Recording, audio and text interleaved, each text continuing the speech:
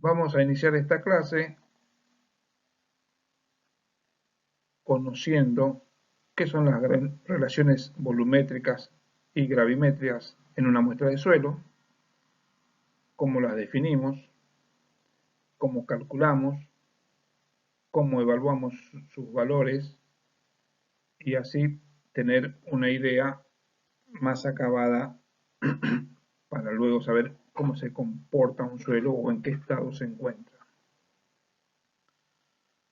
La clase la vamos a desarrollar con una introducción, presentando qué son esas relaciones, luego las definiremos, luego veremos cómo las calculamos, o qué valor numérico pueden tomar cuando ya estamos realizando cálculos prácticos. Luego haremos una visita a los ensayos de laboratorio necesarios para determinar esas características y finalmente ustedes tienen una serie de ejercicios resueltos para que tengan una idea más clara del tema y si les surgen dudas, obviamente estaremos para responder sus consultas, así como los ayudantes de cada comisión. Veamos qué es un suelo. Un suelo es un material natural, ya lo hemos explicado en clases anteriores. Es un material natural producto de la disgregación de rocas. Sabemos que los suelos y las rocas son los elementos que conforman la corteza terrestre. Sabemos que los suelos y las rocas son los materiales naturales más utilizados, de uso más masivo en las obras civiles. De ahí la necesidad de su estudio, de ahí la necesidad de su comprensión y de ahí la necesidad de introducirnos en temas como el de la presente clase. Cuando hablamos del material suelo, estamos hablando de un material que está constituido por un esqueleto granular, por un esqueleto de partículas sólidas que está rodeado de espacios libres, de vacíos. En general estos espacios están compuestos u ocupados por agua y aire. Digo en general porque no debemos descartar la presencia de otros elementos. Un suelo está compuesto de tres fases: la fase sólida, la fase líquida y la fase gaseosa. Fase sólida, fase líquida y fase gaseosa. La fase sólida está compuesto principalmente por las partículas minerales del suelo. Las partículas minerales del suelo. Y en esta fase se incluye lo que hemos denominado la capa sólida absorbida, que es un tema donde en la teoría hemos presentado que se da en algunos suelos finos con altas cargas eléctricas que son capaces de atraer moléculas de agua con tanta fuerza alrededor de su superficie que estas moléculas de agua pegadas a esas partículas sólidas tienen un comportamiento también como un sólido. ¿Sí? Se da fundamentalmente en algunos suelos cohesivos cuyos minerales componentes tienen en las caras externas cargas eléctricas negativas que generan altas fuerzas de atracción. La fase líquida de un suelo, generalmente compuesto por agua, ¿sí? Específicamente agua libre. Ya saben ustedes por hidráulica que el agua libre es aquella que se puede mover, si, digamos, por efectos de la gravedad libremente en el interior de una masa de suelo, aunque también pueden existir otros líquidos. Finalmente, la fase gaseosa comprende sobre todo el aire que está presente en los vacíos en el interior de una masa de suelo. Acá también hacemos la salvedad de que pueden estar presentes otros gases, pero a los fines prácticos vamos a considerar que también que la fase gaseosa está comprendida mayoritariamente por aire o fundamentalmente por aire. Si presentamos un suelo desde el punto de vista gráfico, desde un esquema, y si pudiéramos de alguna manera separar totalmente las moléculas o las partículas de cada una de las fases, tendríamos un volumen o una fase gaseosa compuesta fundamentalmente por aire, una fase líquida compuesta fundamentalmente por agua libre y una fase sólida compuesta por los sedimentos minerales del material suelo. Acá ya detectamos un pequeño error. La palabra suelo está mal colocada y acá tiene que ir la palabra sólidos. Entonces les pido a los alumnos que corrijan esta filmina. Si nosotros analizamos el suelo, esta totalidad de suelo, que ya dijimos tiene tres fases, fase sólida, fase líquida y fase gaseosa, y lo analizamos por sus proporciones, veremos que tenemos dos vías de análisis. Las proporciones en volumen de este material y las proporciones en peso de este material suelo, en su conjunto un suelo. Desde el punto de vista de los volúmenes, nuestra muestra en estudio va a tener un volumen total, B sub T, un volumen de sólidos, B sub S, y un volumen de vacíos. El volumen de vacíos, a su vez, está compuesto por la suma del volumen de agua más la suma del volumen de aire. B sub A, volumen de aire, B sub W, volumen de agua, B sub S, volumen de los sólidos. Si analizamos una porción de suelo desde el punto de vista de sus proporciones en peso, diremos que toda la muestra tiene un peso total, WT, que está compuesto por la suma del peso de los sólidos, WS, del peso de los líquidos, W minúscula, y por el peso del aire, WA.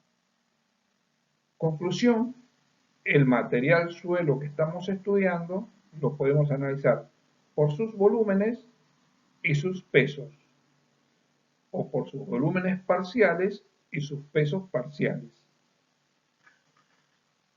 Ahí es cuando decimos que el material suelo es un sistema trifásico o de tres fases. Pero puede haber casos particulares. Por ejemplo, decimos que un suelo está saturado cuando todo el volumen de vacíos ha sido ocupado por agua. En este caso, cuando el suelo está saturado, se convertirá en un material bifásico, solamente dos fases, fase líquida y fase sólida. Otro caso particular se dará cuando nuestro material suelo está totalmente seco, producto de algún proceso de desecación natural o de haberlo puesto en una estufa o en un horno, donde se evaporó todo el agua, y vuelve a estar otra vez en dos fases, esta vez compuesto por una fase gaseosa y una fase sólida. ¿Sí? Pero esos son estados particulares de un sistema trifásico. En esta filmina ya describimos y ya tienen acá ustedes redactado cómo se llama cada una de las proporciones, tanto en volumen como en peso. Reiteramos, el volumen total de una muestra de suelo es la suma del volumen de agua más el volumen de aire más el volumen de sólido. El volumen total es la suma de los volúmenes de sólido más los volúmenes de vacíos, y los vacíos es la suma del volumen de aire más volumen de agua. ¿Sí? En términos de peso, vamos a decir que nuestro suelo tiene un peso total y pesos parciales. El peso total no es otra cosa que la suma del volumen de los sólidos, del peso de los sólidos, del peso de los líquidos y del peso del agua. Y acá ya hacemos una primera simplificación. Para los ejercicios de geotecnia, sin cometer un error grande, es decir, es un error casi despreciable, vamos a considerar que el peso de la fase gaseosa, el peso del aire, es nulo. Por lo tanto, WA será igual a 0 para todos nuestros cálculos.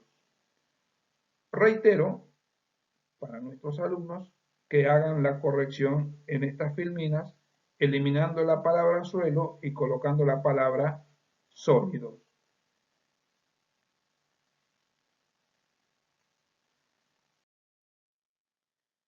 Para estudiar las relaciones de pesos y volúmenes es necesario que tengamos en claro otros conceptos que ahora los explicamos. Uno de los primeros es saber qué son los pesos específicos. Y en este caso, cuando hablemos de peso específico de cualquier materia, de cualquier sustancia, vamos a decir que se trata de peso específico relativos, porque lo vamos a comparar con el peso específico del agua destilada a condiciones a 4 grados de temperatura y a una presión atmosférica y a nivel del mar.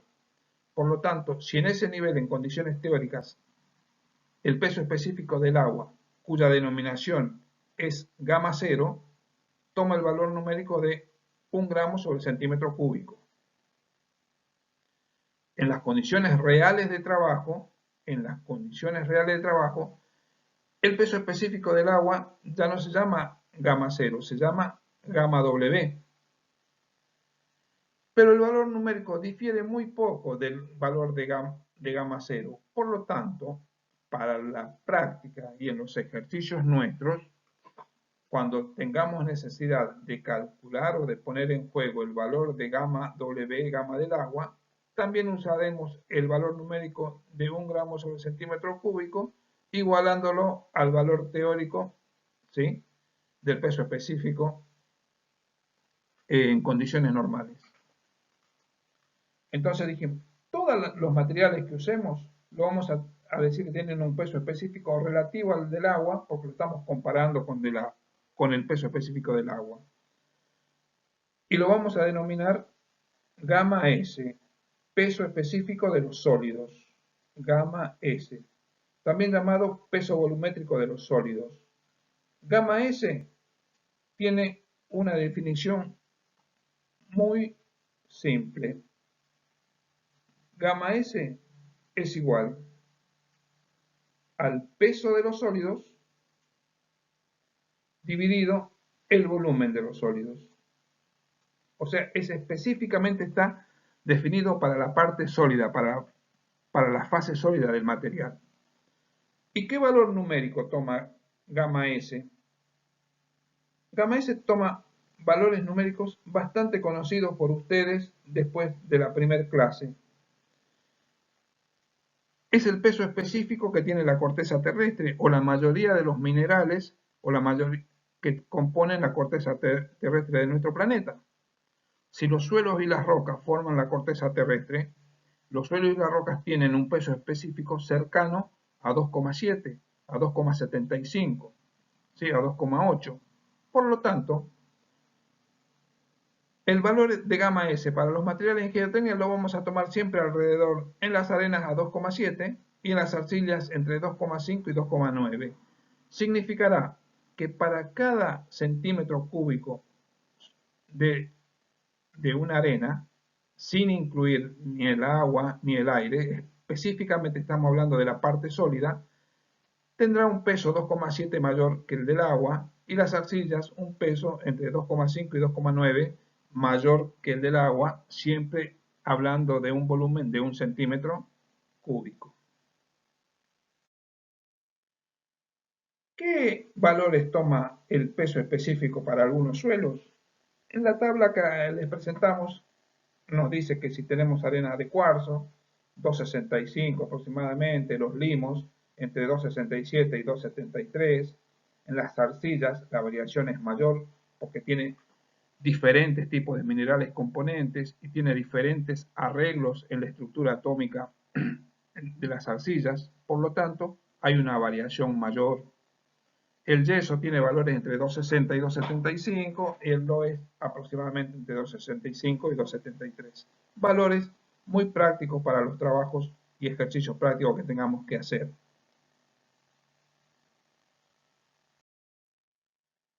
Entonces ya vamos a entrar a ver algunas relaciones.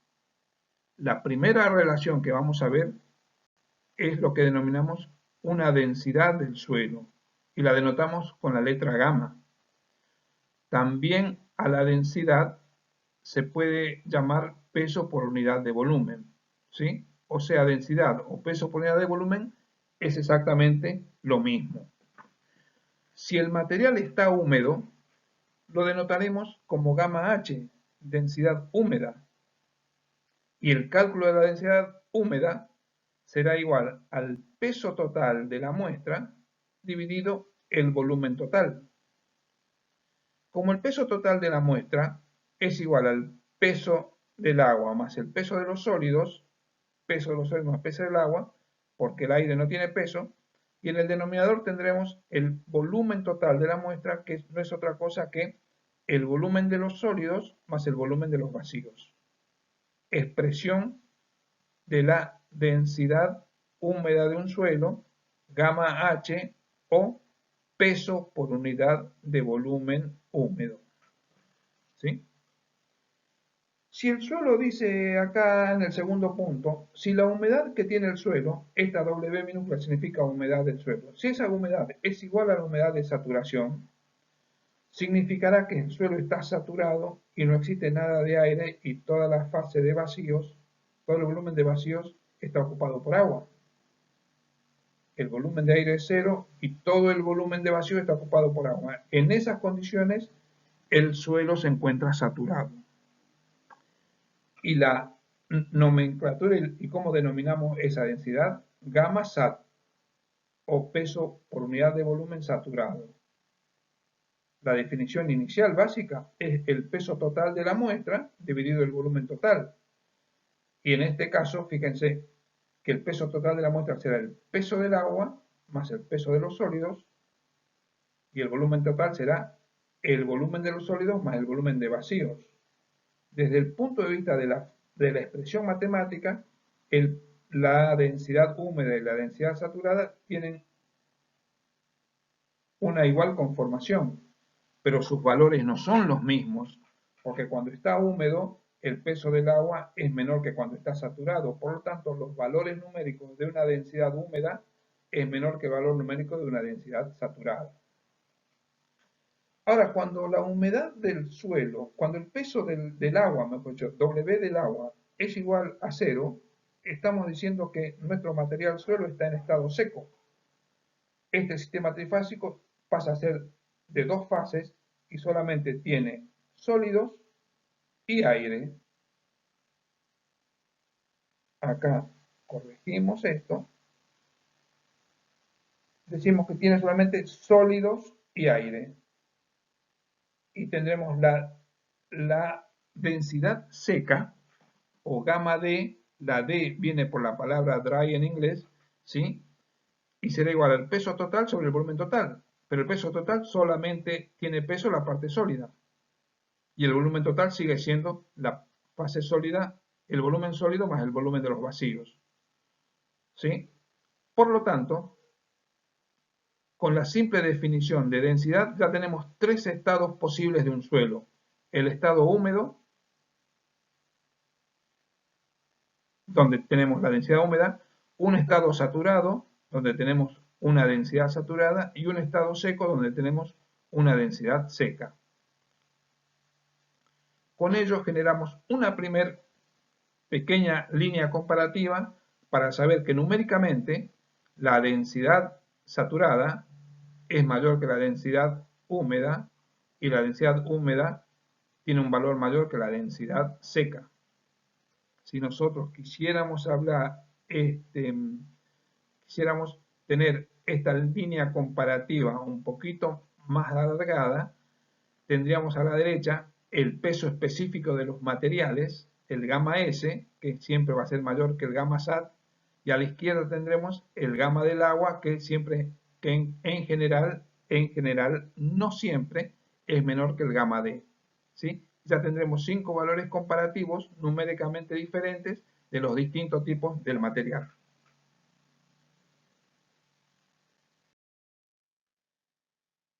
¿Qué pasa cuando un suelo está sumergido?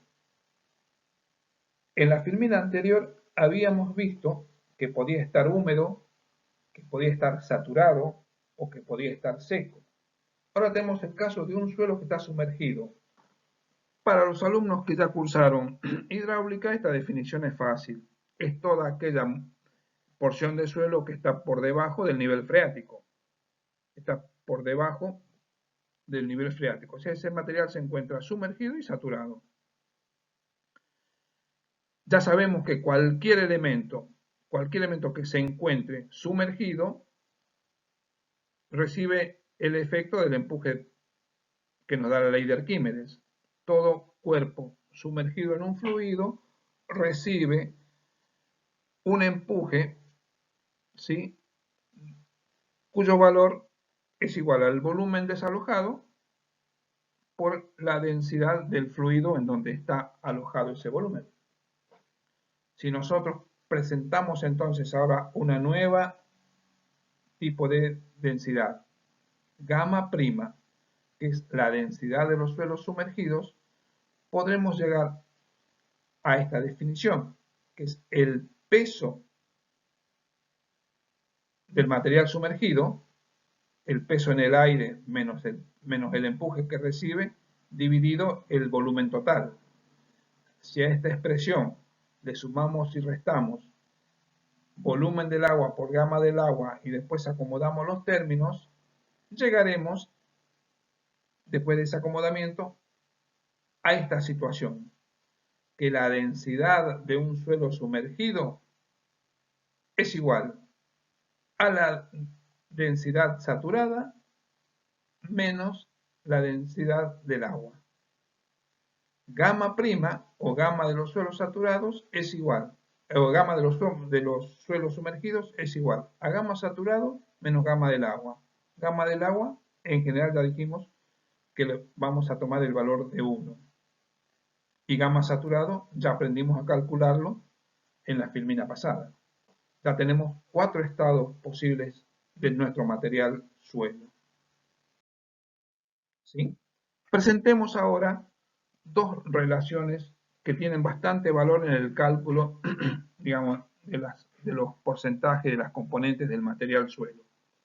Estas relaciones se llaman relación de vacíos, identificado con la letra E, y porosidad del suelo, o simplemente porosidad, identificado con la letra N.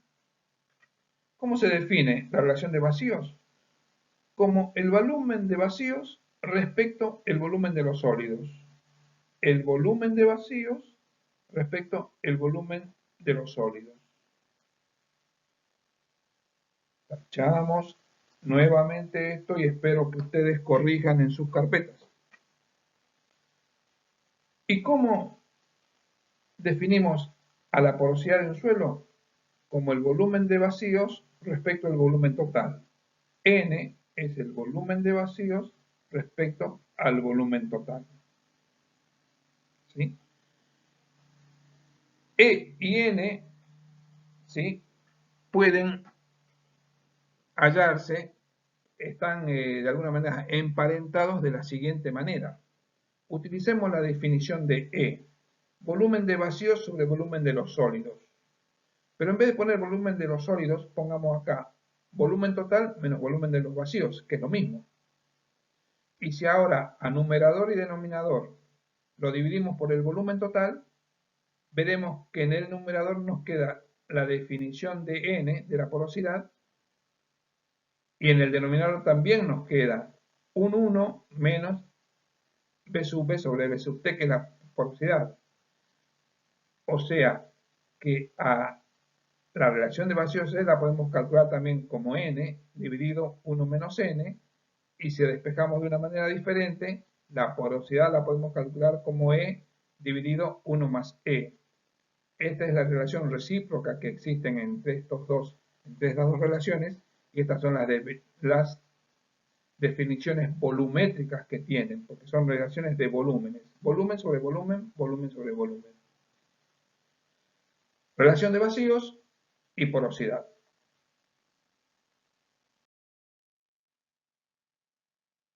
Veamos qué valores numéricos pueden tomar estas relaciones. Para ello, hagamos uso de dos esquemas donde varía el acomodamiento o el arreglo que tienen las partículas. y hagamos el uso de un suelo ideal granular de partículas esféricas que están ordenadas en la manera que muestra el gráfico, que se llama un ordenamiento cúbico. En este ordenamiento cúbico, cada esferita, cada grano de suelo tiene 6 puntos de contacto con los granos que lo rodean. Este grano central, por ejemplo, tiene un punto de contacto con este grano, un punto con este, un punto con este y otro punto con este. Otro punto con la capa de suelo que estará por detrás de la filmina, por detrás del gráfico, y otro punto con una capa de suelo que estará adelante del gráfico de la filmina. Por tanto, tenemos 6 puntos de contacto. En esta forma de ubicarse los granos, tenemos el máximo valor de la relación de vacíos para un suelo así granular de granos de tamaño y forma muy parecidos, que es por ejemplo 0,91. Y también tenemos un máximo de la porosidad, que toma los valores cercanos al 50%. Pero ¿qué pasa si estas mismas partículas tienen un acomodamiento diferente? Lo que se llama un acomodamiento o un arreglo tipo rómbico, donde su ubicación es diferente a la anterior y donde cada partícula de suelo, estas partículas ideales que son esféricas y de un mismo tamaño, tienen ahora 12 puntos de contacto con las partículas que lo rodean. 12 puntos. Los contactos que están en este plano, digamos el plano de la filmina, y los contactos que están en un plano atrás de la filmina y los contactos que tengan con los granos que están acá adelante de esta filmina. En esa situación baja mucho la relación de vacíos de un 0,90 a un 0,35 y también baja la porosidad del suelo. ¿Por qué baja? Porque los volúmenes de vacíos han disminuido porque las partículas se han acomodado, se han arreglado de una manera diferente. En la práctica, valores comunes para cuando estamos trabajando son los que presentamos en esta tabla. ¿Qué es una arena bien graduada? Arena que tienen las partículas todas de un tamaño parecido. No, arena bien graduada es una arena que tiene partículas de tamaño fino, partículas de tamaño mediano, partículas de tamaño grande dentro de las escalas de las arenas. Y en esa situación, la relación de vacíos puede variar entre 0,43, 0,42 hasta 0,67. La porosidad toma estos valores indicados en la tabla. Fíjense ustedes, si yo tengo una arena de tamaño uniforme, donde todos los granos, como un suelo uniforme, como un suelo mal graduado, ¿sí? Donde todos los granos tienen un tamaño parecido, fíjense que la relación de vacíos crece porque los suelos que tienen granos uniformes de tamaños parecidos dejan más espacios huecos en su interior. De la misma manera que también crece la relación, la porosidad. Y en los suelos cohesivos, ¿qué pasa? Los suelos cohesivos, ya sabemos por las clases anteriores, son partículas mucho, pero mucho más finas que los suelos arenosos, que tienen formas diferentes, dejan de ser suelos redondeados, dejan de ser suelos de tipo esférico para pasar a ser suelos bidimensionales, donde dos dimensiones prevalecen sobre una tercera. Tienen formas alargadas, formas planas, formas foliadas, ¿sí? Entonces, en los suelos cohesivos, la variación de la relación de vacíos E varía mucho, varía entre 0,55 y 0,60 hasta valores cercanos a 5, 3, 4, tranquilamente, ¿sí? Esto significará, por ejemplo, que si un suelo cohesivo decimos que tiene un valor de E igual a 4, será que el volumen de vacíos es 4 veces mayor que el volumen de los sólidos. ¿Sí? ¿Puede pasar? Sí. Acá lo hemos puesto. Eso se debe a que existe una actividad eléctrica que está asociada a las partículas arcillosas y a los minerales que componen las arcillas, y esos minerales, esas partículas tienen cargas eléctricas negativas en toda su superficie. Esas cargas eléctricas negativas capturan las moléculas de agua que están cerca y las tienen a su alrededor. Y a veces la capturan con tanta fuerza que el volumen de agua que rodea a cada una de las partículas arcillosas es mucho mayor que el volumen de esa parte sólida. Solamente como un ejemplo, usemos este esquemita y hagamos de cuenta que la partícula del centro es la partícula arcillosa. En toda su superficie tiene cargas negativas, cargas eléctricas negativas. Y con esas cargas eléctricas negativas, ¿sí?, atrae a las partículas de agua que están a su alrededor. Atrae a las partículas de agua que están a su alrededor. De tal manera que cuando uno hace el cálculo de los volúmenes de vacíos y de sólidos, el volumen de vacíos es muy superior al volumen de los sólidos y justifican estos valores mayores que 1, mayores que 2, tranquilamente. Acá en la zona de La Plata hemos encontrado suelos con valores de E de 1,80, de 1,90, de 2,10 tranquilamente en suelos que están a ciertas profundidades, 10, 15, 20 metros, suelos arcillosos muy finos con gran cantidad de agua dentro de su matriz. O sea, no son valores caprichosos, son valores que se pueden encontrar en la vida real con bastante asiduidad. Presentemos ahora otra de las relaciones fundamentales cuando estudiamos el material suelo. La vamos a denominar densidad relativa. También la van a encontrar con el nombre en algún apunte o en algún libro como índice de densidad de los suelos. ¿En qué tipo de suelos se aplica este concepto de densidad relativa? En los suelos granulares, en las gravas arenosas, en las arenas, en los cantos rodados. En suelos granulares aplicamos el concepto de densidad relativa. ¿Cómo la definimos? La definimos con esta expresión. La densidad relativa es igual a la relación de vacíos máxima menos la relación de vacíos del lugar donde estemos trabajando, dividido la relación de vacíos máxima menos la relación de vacíos mínima. ¿Qué valores puede tomar la densidad relativa? Valores desde 0 hasta 1 o desde 0 hasta 100 en tanto utilicemos una notación porcentual. ¿Y qué me informa la densidad relativa? Me informa si el suelo en estudio se encuentra en su estado suelto o en su estado denso y todos los estados intermedios que pueda haber, desde suelto hasta totalmente denso. ¿Sí? Y hacemos uso de los conceptos de la relación de vacíos máxima que tiene un suelo. La relación de vacíos habíamos dicho que es el volumen de vacíos respecto al volumen de los sólidos. Será máxima cuando tiene la mayor cantidad de vacíos en su interior. Y la relación de vacíos será mínima cuando tienen la menor cantidad de vacíos en su interior. E máximo y E mínimo lo podremos obtener con algún ensayo de laboratorio. El valor de E es el valor de la relación de vacíos in situ, en el lugar donde estamos haciendo la obra, en el lugar donde estamos estudiando ese material. Y queremos saber ese punto de estudio, qué densidad relativa tiene.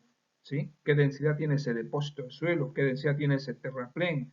¿Qué densidad tiene, digamos, ese lugar que estamos estudiando? ¿Sí? Ese sitio. Valores bajos, obviamente, de DR indican que el material se encuentra en un estado suelto y valores altos indican que está en un estado denso o muy denso, digamos, muy compactado, muy densificado.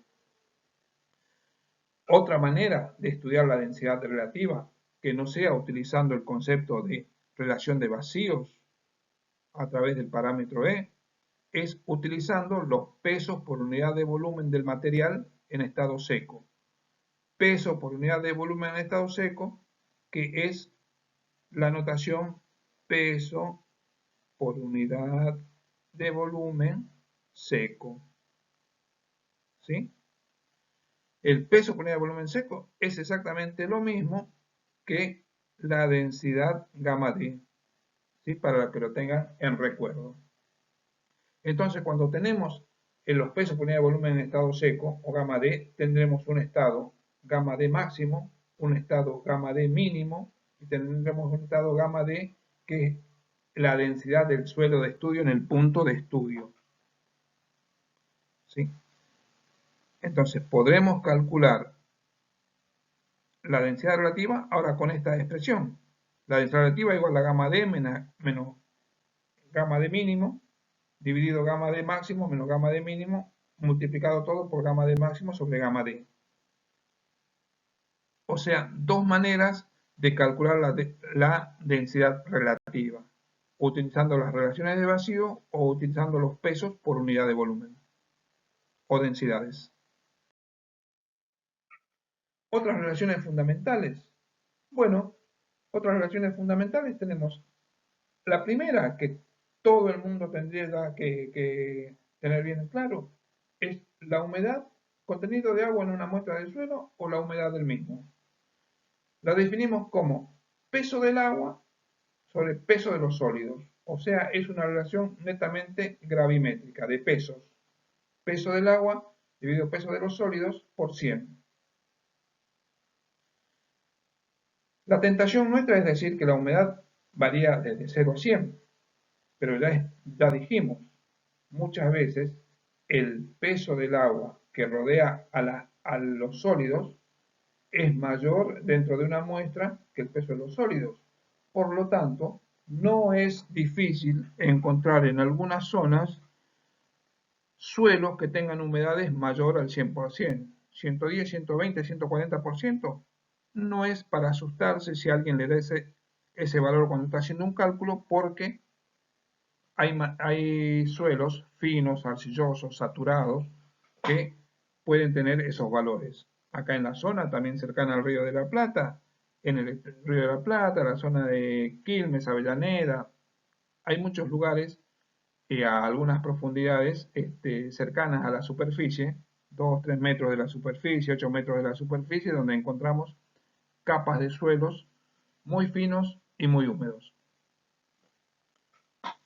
Otra relación fundamental que tenemos que saber es el grado de saturación de un suelo. Ya habíamos dicho anteriormente que era la saturación. Es cuando, el concepto de saturación es cuando el agua trata de ocupar el volumen de vacíos, el mayor o menor cantidad del volumen de vacíos que tiene una muestra.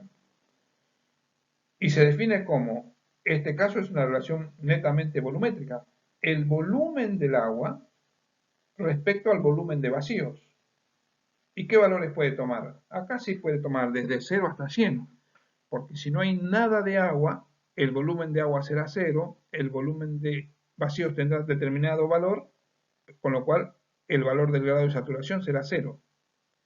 Ahora, si el volumen de agua ocupa la totalidad del volumen de vacíos, el volumen de agua será igual al volumen de vacíos y el grado de saturación será 100%, que es el máximo grado que puede tener el material suelo.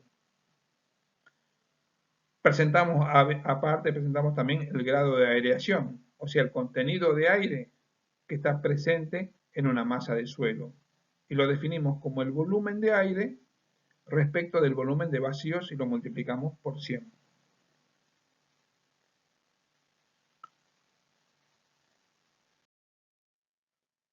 Ya conocemos lo que es la relación de vacíos E, y también conocemos lo que es gamma, o sea, la densidad de un suelo, ¿sí? Veamos qué factores lo afectan a E y a gamma. Utilicemos estos gráficos. Acá tenemos un esquema donde tenemos un determinado tipo de suelo con partículas de igual tamaño acomodadas de una determinada forma, y al lado, ocupando el mismo volumen, tenemos partículas de suelo de la misma forma, pero de tamaño de diámetro menor, y su empaquetamiento o su disposición es similar a la del esquema 1. En este caso, las relaciones de vacíos del caso 1 y del caso 2, el 1 y el 2 son iguales, porque por más que varíe el tamaño de las partículas, el porcentaje de huecos que dejan entre las mismas es similar en ambos casos. Por lo tanto, en esta situación, la relación de vacíos de E1 es igual a la relación de vacíos del esquema 2. Y la densidad de ambos ejemplos también son iguales. Gamma 1 es igual a gamma 2. o sea, el peso de todas estas partículas de este tamaño por el volumen total, es igual al peso de todas estas particulitas chiquitas de la misma forma y en la misma disposición, dividido por el mismo volumen, terminan teniendo igual valor gamma 2 que gamma 1. Acá decimos que en los dos casos el volumen de los sólidos es el mismo y el volumen total también es el mismo, por lo tanto no hay variación entre relaciones de vacíos y densidades. ¿Qué pasa ahora si tenemos un caso donde el acomodamiento está de una manera, como el caso acá de la izquierda, y las partículas se han desplazado también en tres filas, ¿sí? Pero se han desplazado a un acomodamiento o a una disposición diferente?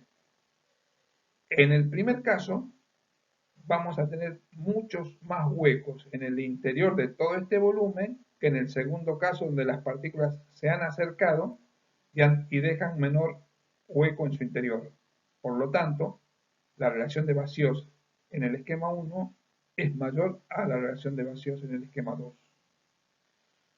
Como en el esquema 2 hay menor cantidad de vacíos, el peso de estas partículas para un volumen semejante, ¿sí?, hará que la densidad en el esquema 2 sea mayor que la densidad en el esquema 1, recordando que la densidad es el peso de los sólidos, el peso total sobre el volumen total.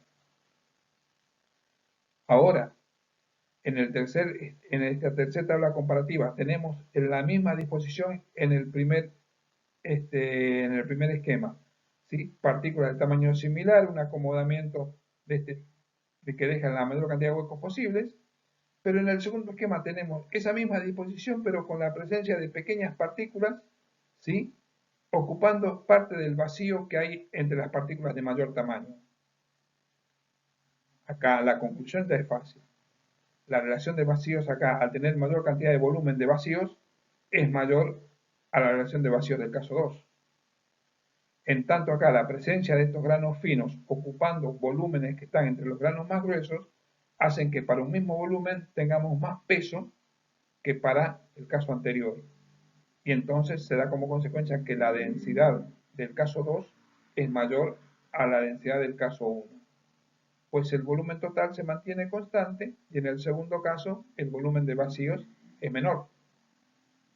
¿Sí? Sigamos adelante. Vinculaciones entre las relaciones básicas.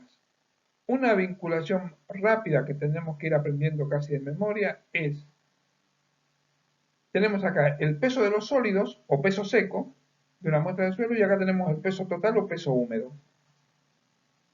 ¿Cómo están vinculados estos dos pesos de una muestra cuando está húmeda y cuando está seca? O solamente cuando está seca es porque estamos pesando solamente los sólidos. Con la siguiente expresión, el peso de los sólidos es igual al peso total o peso húmedo dividido 1 más la humedad. La humedad ya sabemos calcularla. ¿Sí? Ahora, chica, esto es cuando no está saturado. Pero si el suelo estaría saturado, ¿qué expresión tendríamos para calcular el peso de los sólidos? Exactamente la misma. Lo único que va a variar en el suelo va a ser la humedad, que esta va a ser una humedad menor a la humedad de saturación. Por lo tanto, en un esquema de un suelo saturado, el peso de las partículas sólidas o el peso seco será igual al peso total también dividido 1 más la humedad, pero en este caso la humedad de saturación, que ya dijimos, es mayor a la humedad normal o común que tienen los suelos. A partir de ahora, vamos a presentarle muchas expresiones, por ejemplo, de la porosidad o de la relación de vacíos, en función de los datos que tengamos para trabajar. Porosidad y relación de vacío, por ejemplo, en función de del peso específico del sólido y de la densidad seca del suelo. Tenemos una expresión para N y una expresión para E. Si tenemos como dato el peso específico, la densidad natural y la humedad, tendremos otras expresiones para N y para E.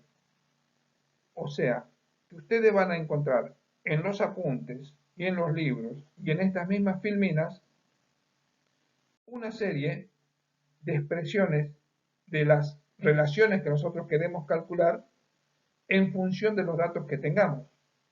Acá para el grado de saturación tenemos por lo menos 3 formas de calcular el grado de saturación según sean los datos que podemos tener, o que damos conseguido, o que pudimos ensayar. En función de gamma D, que es la densidad seca, en función del peso específico y en función de la humedad, el grado de saturación tendrá esta expresión. Si tengo la densidad natural, la densidad seca y el peso específico del suelo, tendré esta expresión y así sucesivamente. ¿Sí?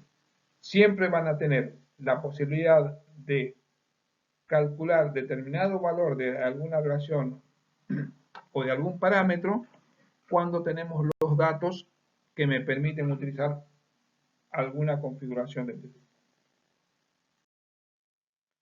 Acá presentamos la densidad relativa, ya dijimos, un concepto aplicado a suelos granulares y aplicados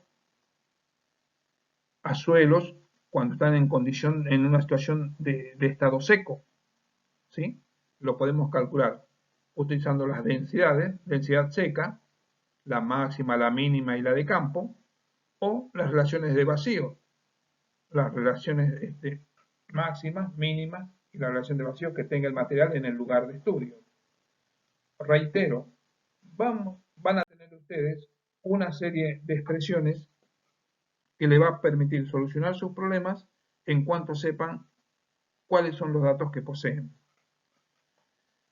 Una cosita, digamos, un tema muy particular acá cuando nos referimos a suelos saturados. Ya dijimos anteriormente, los suelos saturados son aquellos que tienen solamente dos fases, ¿sí? Tienen solamente la fase sólida y la fase líquida, ¿sí? Y en esta condición queremos saber cuáles son las relaciones, por ejemplo, E y N, que podemos obtener, o qué forma toman o qué valor toman cuando están en esta situación. Y ahí hacemos uso de lo que aprendimos en las matemáticas anteriores, ¿sí? Hacemos uso de, por ejemplo, darle el valor unitario a una de las componentes. En este caso, por ejemplo, tengo un sistema bifásico, ¿sí? Y a veces en los ejercicios nos parece que nos falta un dato. A veces en los ejercicios nos parece que no lo podemos resolver porque hay algo que no nos cierra. Bueno, hagamos uso de la matemática. Si nosotros sabemos que E era igual a volumen de vacíos sobre volumen de los sólidos. Si nosotros decimos que la fase sólida, el volumen total de los sólidos, es un valor unitario, es igual a 1, cualquier expresión cuyo denominador sea igual a 1 no pierde validez, sigue siendo válido.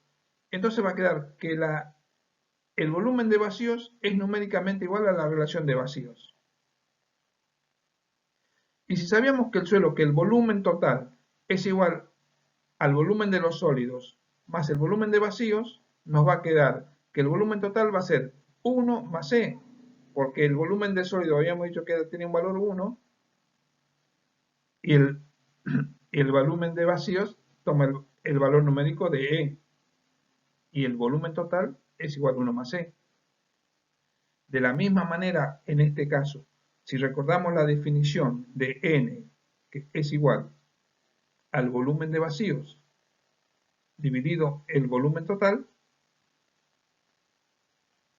si nosotros al volumen total le damos un valor unitario, numéricamente el volumen de vacíos toma el valor de N, o N toma el valor del volumen de vacíos, con lo cual, si este es el volumen de vacíos, su valor es N. Si el volumen total era 1, el volumen de la fase sólida no va a ser otra cosa que 1 menos N.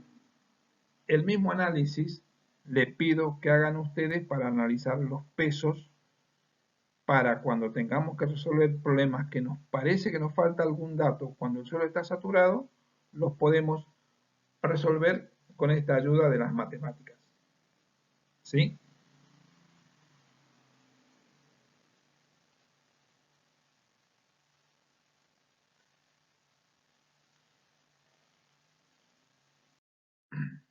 Bueno, de acá en adelante vamos a ver muchas fórmulas, todas con una estructura de resolución basada en función de los datos que tengamos.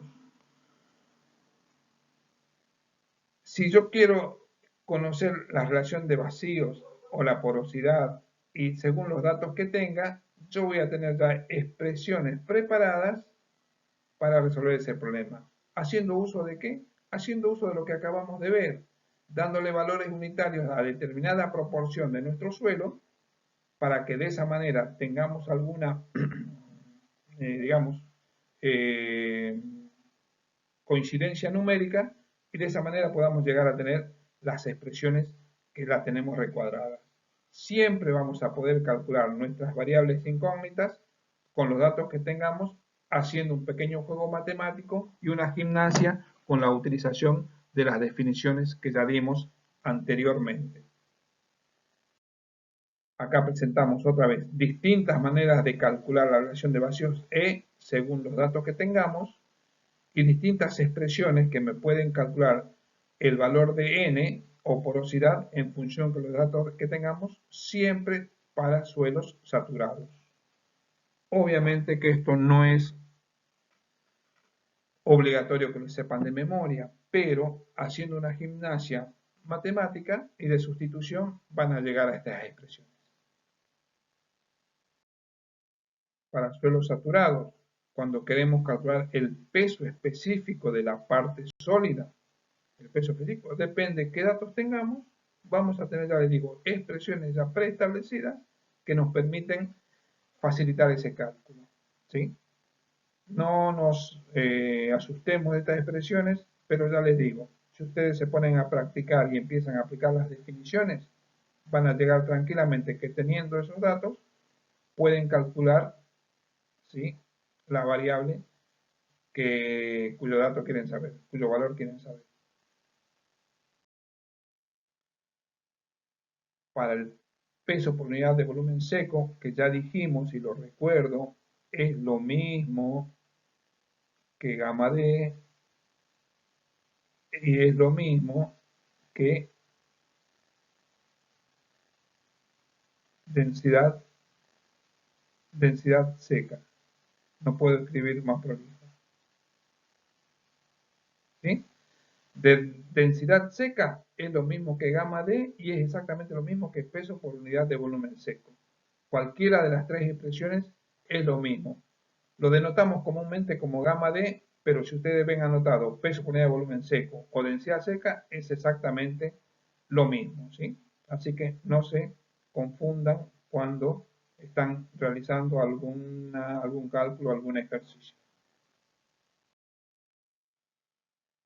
Seguimos con fórmulas útiles en suelos saturados, en este caso, para ver el contenido de agua o agua de saturación en función de otros parámetros.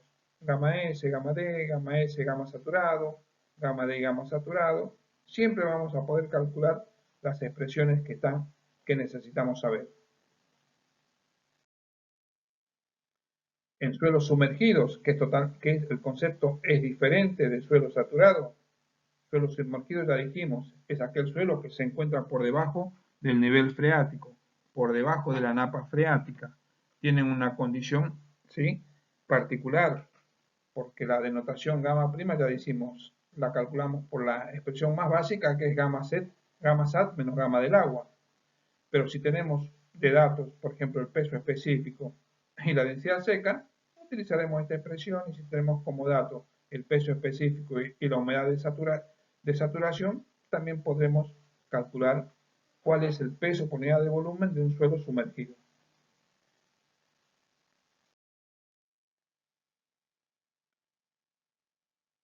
Bueno, esto es una ampliación de la filmina anterior.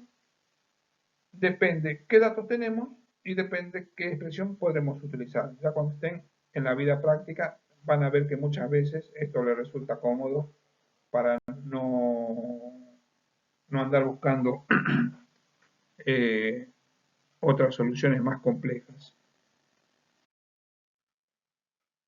Veamos ahora cómo determinamos algunos parámetros de los suelos realizando algunos ensayos de laboratorio. ¿Sí? Vamos a ver cómo calculamos la humedad y cómo hacemos el ensayo, cómo calculamos el peso específico gamma S de partículas de suelos gruesos, cómo calculamos la densidad de un suelo en laboratorio, cómo calculamos la densidad de un suelo in situ, en obra, en el campo, y cómo calculamos la relación de vacíos en máxima y en mínima netamente en laboratorio.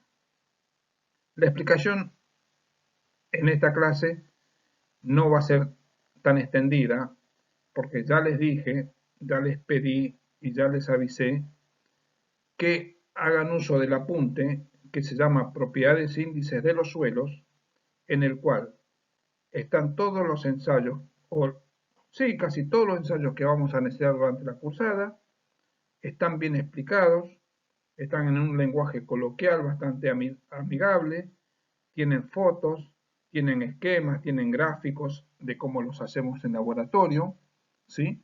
Es una lástima que esta situación de pandemia no nos permita usar el laboratorio de la facultad, porque ahí la visita de ustedes sería muy beneficiosa para ver los equipos y para hacer las determinaciones, pero no quita que el material que tienen es bastante valioso y entre la mirada hoy un poco somera de estos edificios en esta clase, de estos ensayos en esta clase y la lectura que ustedes hagan de ese apunte que obviamente les va a servir para tener conceptos más claros en las fechas de las evaluaciones, vamos a llegar a la conjunción de que van a entender cómo se ejecuta un ensayo y cómo se hacen las determinaciones. ¿Sí?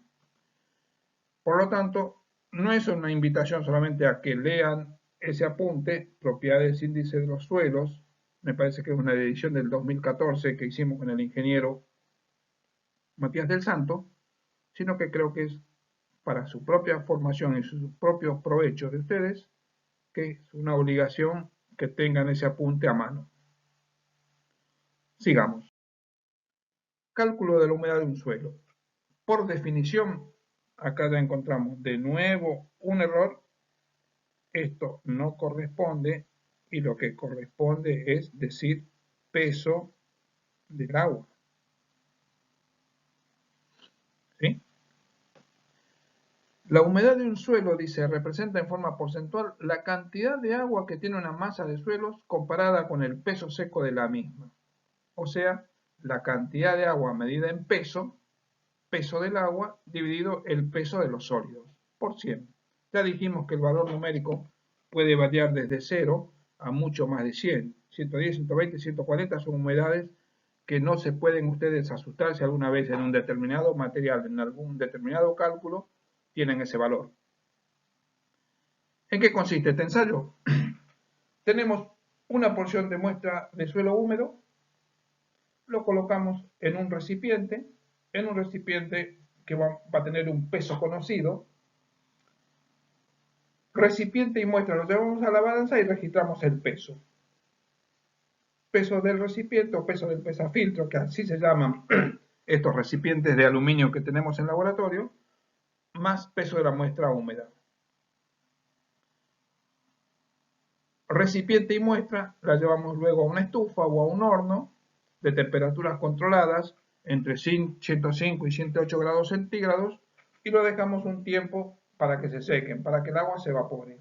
Ese tiempo depende del material en estudio. 8 horas, 10 horas, 12 horas. Tiempo suficiente para que el material llegue a la condición de seco. Condición que ustedes ya saben por haber cursado materiales, que es una condición cuando uno realiza 2 o 3 pesadas consecutivas en determinado lapso de tiempo, el peso del material en estudio ya permanece constante. ¿Sí?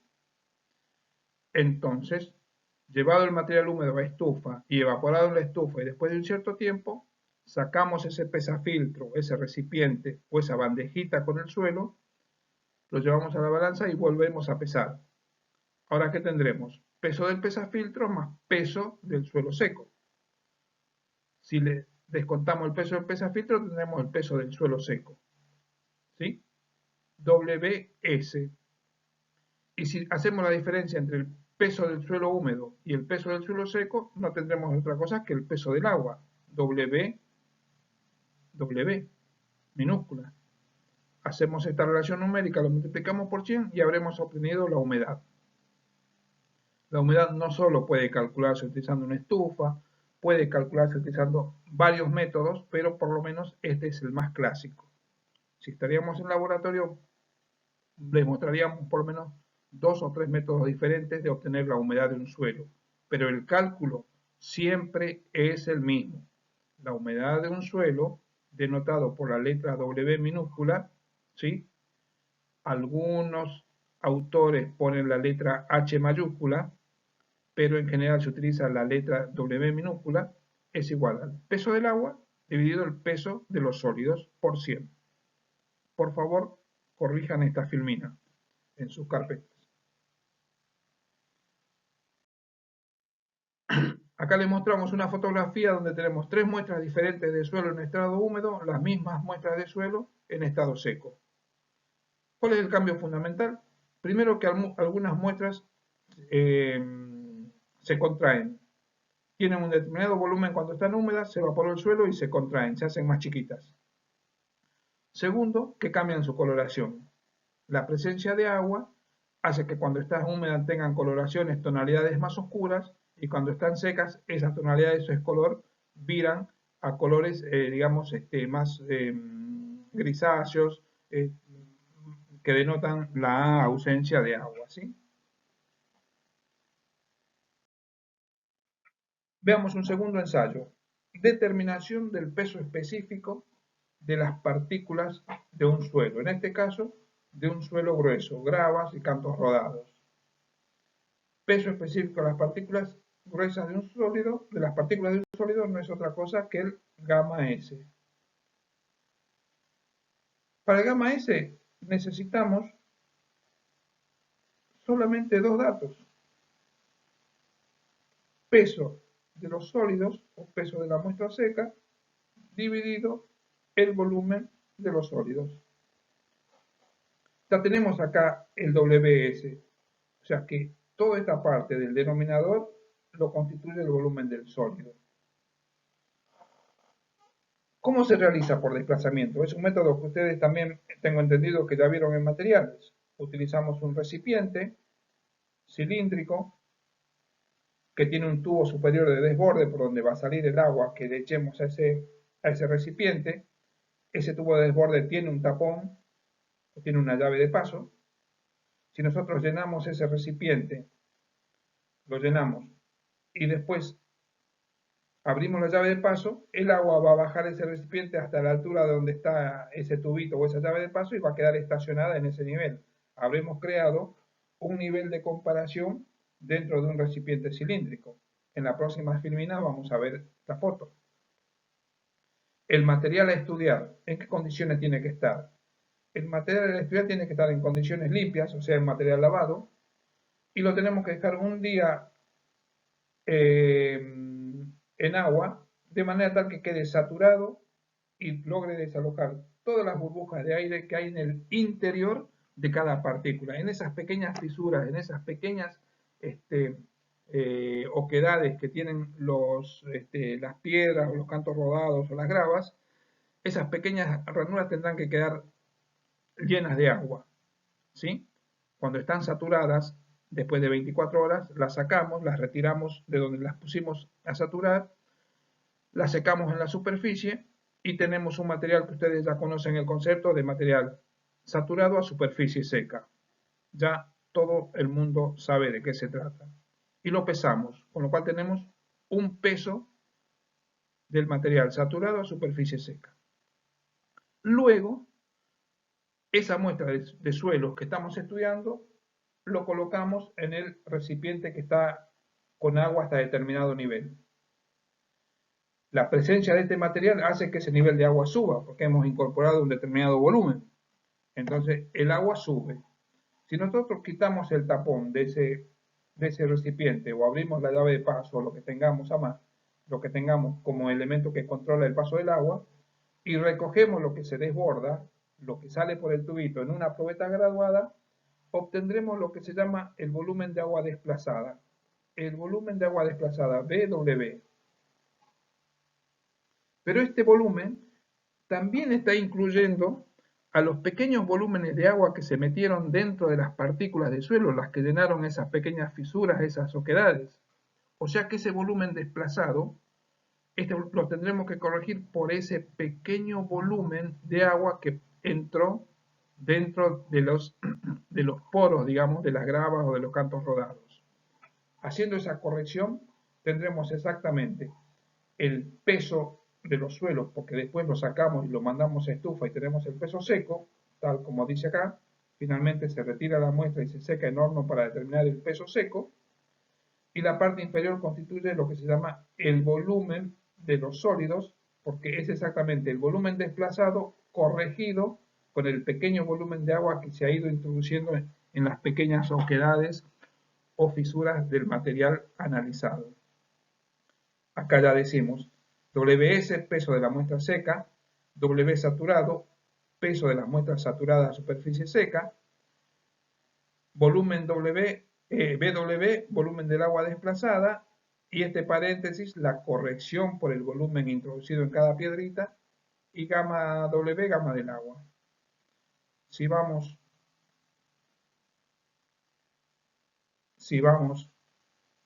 a la página siguiente, o a la primera siguiente, lo estamos viendo gráficamente.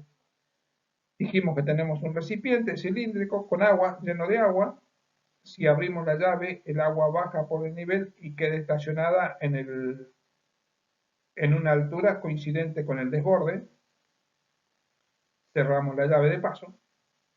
Tenemos el material a estudiar, que lo hemos puesto a saturar todo un día y ahora en este momento está en condiciones de saturado a superficie saturado y superficie seca, y lo pesamos.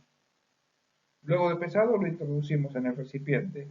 Cuando lo introducimos, el volumen de agua obviamente sube, se desplaza hacia arriba. Si abrimos la llave de paso, se va a producir el desborde por este tubo, y el desborde lo vamos a recepcionar en una probeta de vidrio graduada, donde tendremos medido el volumen desplazado. ¿Sí? Aplicando la expresión de la filmina anterior, habremos logrado calcular el peso específico de las partículas de un suelo grueso.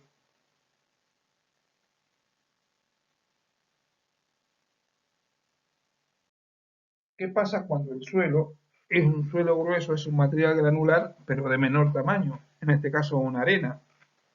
El procedimiento es similar. La expresión también es similar, es la misma. En este caso tenemos otra vez una balanza de precisión, un pequeño recipiente en donde tenemos una cierta cantidad de arena. 40, 50, 80 gramos de arena, también saturada a superficie seca, concepto que ustedes ya dominan. Tenemos una probeta de vidrio graduada a la cual llevamos el agua a un determinado nivel, una lectura inicial. Tenemos un recipiente con el material a estudiar y el recipiente lo volcamos en la probeta graduada. Ahora que estamos incorporando el volumen de todo este material granular, el nivel de agua obviamente se desplaza hacia arriba. Cuando colocamos todo el material y ha decantado todo, tendremos estacionado un nuevo nivel que, con diferencia de la lectura anterior, será el volumen desplazado. La diferencia de lecturas es el volumen de agua desplazado.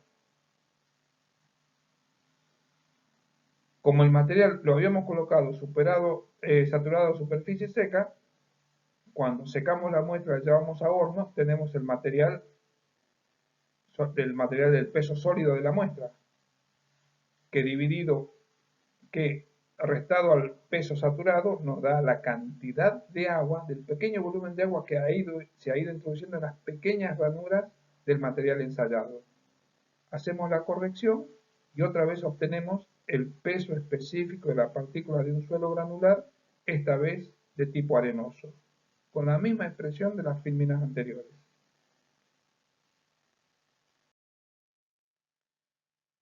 Queremos ahora calcular el peso específico de las partículas de un suelo, pero cuando las partículas son muy finas, partículas pasatamis 200, ya las conocen ustedes, ¿sí? Limos y arcillas, que no son nunca en estado puro, pueden ser limos arcillosos, arcillas limosas, ¿sí? limos arenosos, arcillas arenosas, partículas en general finas. Para ello vamos a utilizar lo que se llama el método del pignómetro, que no es otra cosa que un elemento de laboratorio, digamos como una botellita de vidrio, de cristal, sí, redonda, como un matraz, pero más chico, que tiene un tapón de vidrio, que ese taponcito tiene un agujero que permite la salida del agua. Leámoslo. En este procedimiento el volumen de las partículas se determina por diferencia entre el peso de un recipiente lleno de agua hasta el envase, ese recipiente es el pignómetro, y el peso del mismo pignómetro, pero esta vez conteniendo la muestra sumergida en agua, también hasta el envase. Ahora en la filmina que viene vamos a ver la gráfica de esto que estamos leyendo. Primero la muestra se seca en el horno y se determina su peso seco, o sea, ya tenemos WS, peso de los sólidos. Tenemos que buscar el volumen de los sólidos. Se vierte en el pignómetro, o sea, este recipiente vidriado, hasta completar aproximadamente la mitad de su volumen y se agrega a la muestra mezclando bien el conjunto agua, suelo a ensayar. ¿Sí? Dice acá que se puede colocar la muestra con humedad natural, pero yo digo que no es aconsejable. No nos cuesta nada secar la muestra, es ponerla directamente en el estado seco y evitamos la posibilidad de un error, porque cuando calculamos la humedad, después tenemos que calcular el peso seco. Pongamos directamente la muestra en el horno, la secamos bien y después tomamos una porción de esa muestra. Cuando el material se está colocando dentro del pignómetro, cuando lo colocamos, arrastra en su viaje algunas burbujas de aire y ese aire queda incorporado a la masa de agua que está dentro del pignómetro. Entonces, ¿qué tenemos que hacer? Eliminar esas burbujas de aire que se han ido incorporando mientras agregábamos la muestra. ¿Cómo eliminamos las burbujas de aire? Colocamos el pignómetro en un baño de agua hirviente, el agua caliente hace que cambie la densidad del agua, las burbujas de aire tienden a agrandarse, tienden a salir al exterior. Vamos desaireando el agua. Si no, podemos hacer uso de alguna pequeña bomba de vacío y con la bomba de vacío le damos una presión para que vaya succionando, ¿sí?, las burbujas de aire que hay dentro de la masa de agua. Dice, luego se agrega agua hasta enrasar. Enrasar significa hasta llenar, hasta poner al borde en el pignómetro. Y se lo coloca en un baño termométrico para estabilizar la temperatura del agua. ¿Sí? Fíjense ustedes que el cálculo del volumen de los sólidos es de nuevo una expresión que tiene dos pesadas. Porque este valor ya lo conocemos. WS. La pesada 2 es el peso del pignómetro con la muestra adentro y después lo llenamos de agua. Y el peso 1 es el peso del pignómetro solamente con agua, ¿sí?, a una determinada temperatura. Y el gamma del agua. Veámoslo desde la parte operativa, desde la parte del ensayo. Tenemos un pignómetro, que es esta botellita, ¿sí?, esférica, con un taponcito de vidrio y con un agujerito que permite la salida o entrada de aire o el agua según tengamos que desplazar. Este pignómetro tiene un determinado peso con su tapa. Siempre se pesa pignómetro y tapa para saber cuál elemento de laboratorio estamos usando. A este pignómetro lo llenamos de agua destilada y después cuando ponemos el tapón, todo lo que sobre va a llegar hasta este borde, ¿sí?, y va a tener un peso. El peso 1 se pesa para distintas temperaturas del pignómetro lleno de agua destilada y desaireada. ¿Por qué? Porque cambian de peso en función de la temperatura. El agua cambia su densidad y cambia de peso. Después de este paso, acá ya hemos obtenido el peso 1. Después de este paso, vaciamos el pignómetro, lo secamos y ahora volvemos a colocar una cierta cantidad de agua y dentro de esa agua volcamos la muestra de suelo a ensayar. Esa muestra de suelo, cuando se incorpora, arrastra burbujas de aire que quedan incorporadas al líquido dentro del pignómetro. ¿Sí? Esas burbujas de agua hacemos agitaciones levemente, lo vamos agitando, vamos tratando de que salga, lo ponemos en un baño María o en un baño de agua caliente para que por calentamiento también ese aire tienda a irse, y si no logramos sacarlo, lo conectaremos a una pequeña bomba de vacío y esa bomba irá extrayendo las burbujas de aire que hay en el interior cuando este nivel de agua esté aproximadamente en esta posición, ¿sí? No tiene que estar tan bajo. Luego de que consideramos que hemos sacado todas las burbujas de aire que estaban dentro de la masa de agua, llenamos el pignómetro con agua destilada y desaireada y le ponemos el tapón. Cuando le ponemos el tapón, hacemos la pesada 2, la pesada final. El tapón del pignómetro con el agua, con la muestra primero y con el agua. Acá, obviamente, la cantidad de agua es menor que acá, que ha sido desplazada por el volumen de suelo que está ensayando. Esta pesada y esta pesada son las que intervienen en la fórmula, en la expresión matemática que tienen en la página anterior. Con eso pudimos calcular el peso específico de una partícula de suelo fino. En un laboratorio a veces usamos matraces que tienen la misma forma de los pignómetros, pero son mucho más grandes. Los pignómetros tienen 40, 50, 70 centímetros cúbicos de volumen, en cambio los matraces tienen 500, 750 centímetros cúbicos de volumen. Acá vemos los matraces con el material ensayado en su interior, conectados por estas mangueras a una pequeña bomba de vacío. Esta bomba de vacío lo único que hace es ir extrayendo las burbujas de aire, de manera tal que cuando ya no salen burbujas, llenamos el pignómetro o el matraz con agua destilada y hacemos las pesadas correspondientes.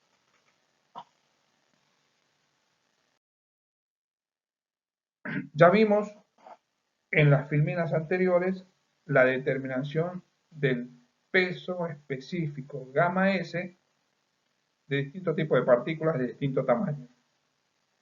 Ahora vamos a calcular una densidad. Una densidad no es un peso específico. Ya sabemos que las densidades, ¿sí?, son gamma, necesitamos un peso, si la muestra está húmeda, un peso húmedo, si la muestra está seca, un peso seco, dividido el volumen total de la muestra. Porque esta muestra de suelo que tenemos en este momento, esta muestra de suelo tiene partículas sólidas, partículas líquidas y volúmenes de aire, con lo cual nosotros siempre vamos a dividir por el volumen total. Eso es una densidad. Y vamos a utilizar el método llamado de sumersión o inmersión en mercurio. ¿En qué consiste esto? Primero, que se hace para suelos finos.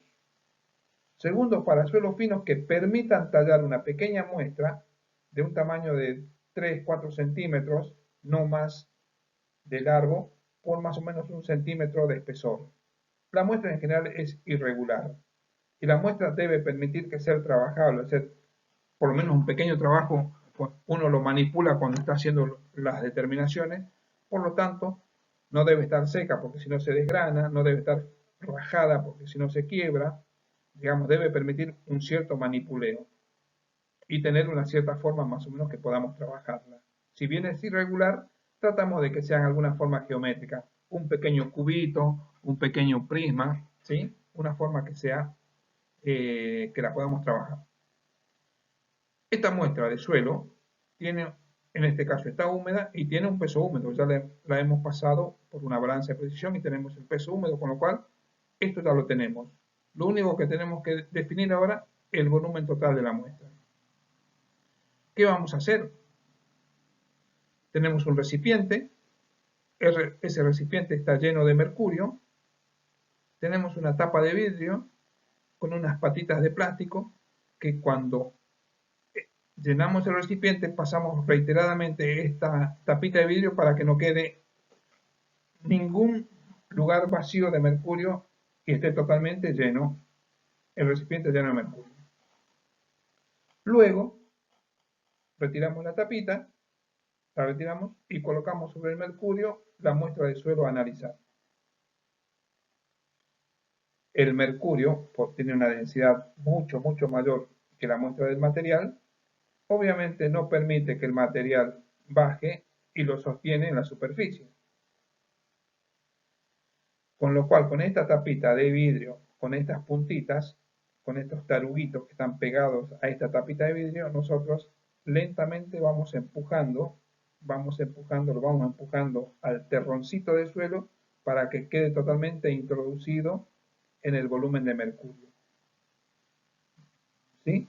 Y vamos levemente levantando aparte una partecita de esta tapa de vidrio para que cuando estamos introduciendo el suelo permitamos que el mercurio que está siendo desplazado quede afuera, viaje hacia el exterior, caiga hacia el exterior, donde lo recogemos con alguna otra bandeja. ¿Sí? O sea, hemos introducido en un volumen lleno de mercurio una muestra de suelo y nos hemos ayudado con una tapita de vidrio, ¿sí? Que tiene unas puntitas, unas patitas que permiten que esté ahí un cierto tiempo. ¿Sí? En ese cierto tiempo hemos permitido que el mercurio sobrante, producto de la invasión de este terroncito, salga fuera del recipiente y lo recogemos en otro recipiente externo. ¿Sí? ¿Qué va a pasar ahora? Va a pasar lo que muchos de ustedes ya están pensando. Yo tengo que calcular el volumen total que tiene esta muestra de suelo. ¿De qué manera? Veamos primero desde la fotografía. Acá tenemos un plato donde vamos a recibir el mercurio que se ha derramado, el plato exterior. Acá tenemos un pequeño pesafiltro lleno de mercurio. Acá tenemos esta plaquita que puede ser de vidrio, puede ser de algún otro material, en el cual le hemos pegado 3 patitas de plástico, y con esas patitas de plástico, cuando ponemos la muestra en estudio, la vamos aplastando, ¿sí? Vamos pechando, vamos introduciéndola dentro del volumen de mercurio. Al introducir el material dentro del mercurio, se produce un derrame. El mercurio empieza a salir por la parte superior, ¿sí? En la misma cantidad, en el mismo volumen que el volumen que tiene la muestra. ¿Por qué? Porque el mercurio no mezcla a la muestra ni penetra en su interior. El mercurio tiene una densidad que no le permite entrar y, digamos, entrar en los intersticios, en los huecos que tiene el suelo. Entonces, simplemente nosotros lo empujamos, lo introducimos hacia adentro y esa introducción del material hace que se produzca una parte de mercurio que es lo que se ha salido, lo que se ha derramado por la presencia del suelo. Esa parte la recogemos y la pesamos. Tiene un determinado peso, pero conocemos también la densidad del mercurio y si conocemos el peso y la densidad, conocemos el volumen. Y el volumen del mercurio no es otra cosa que el volumen de la muestra que estamos buscando. Colorín colorado, hemos calculado la densidad de un suelo fino en laboratorio por medio de la inmersión o sumersión en mercurio. Tenemos como dato la densidad del mercurio. Antes del ensayo tenemos el peso de la muestra húmeda. Después del ensayo tenemos el peso que recogimos del mercurio por haberse derramado por la introducción del suelo dentro del recipiente. El volumen de mercurio no es otra cosa que el peso del mercurio dividido su densidad. Entonces, la densidad húmeda del suelo no es otra cosa que su peso húmedo, que ya lo teníamos de antemano, dividido el volumen de mercurio derramado. Si al material luego lo secamos, en estufa pasa de una condición de estado húmedo a estado seco, ¿sí? Vamos a tener la densidad seca del suelo. Se me escapó la filmina y ahora vamos a ver un procedimiento similar, el cálculo de la densidad de un suelo en laboratorio, pero sumergido en agua. Sumergido en agua. En este caso, ¿qué tenemos? Una porción de suelo en estado húmedo. Si lo vamos a sumergir en agua, lo tenemos que proteger para que el agua del recipiente donde lo sumerjamos no penetre en el suelo, no destruya su estructura, no provoque un cambio en la humedad del suelo, no lo desarme o le haga algún tipo de daño. Por lo tanto, vamos a protegerlo y recubrirlo con una muestra de parafina. En este estado tenemos el peso húmedo de la muestra. En este estado tenemos el peso húmedo de la muestra más la parafina que está a su alrededor, por tanto tendremos un peso mayor. Pesamos este segundo estado, el material protegido, es el peso 2. El peso 1 era el peso de la muestra húmeda sin la parafina. Ahora tenemos esta situación. En esta situación, el agua, cuando lo introduzcamos en este balde, no lo va a atacar, no va a penetrar al interior de la muestra, no lo va a destruir ni lo va a modificar. Por lo tanto, esta muestra la colgamos de un hilo y la introducimos en un balde de agua. Basta. Y vamos a tomar qué peso tiene. ¿Qué peso tiene? Va a tener un peso sumergido, un peso 3. El peso sumergido va a ser menor al peso en el aire porque obviamente está soportando, digamos, la acción del principio de Arquímedes. La conclusión viene ahora. Tenemos tres pesos. El peso 1, peso de la muestra en estado natural. El peso 2, peso de la muestra cuando está protegida con la parafina. Y el peso 3, el peso de la muestra sumergida.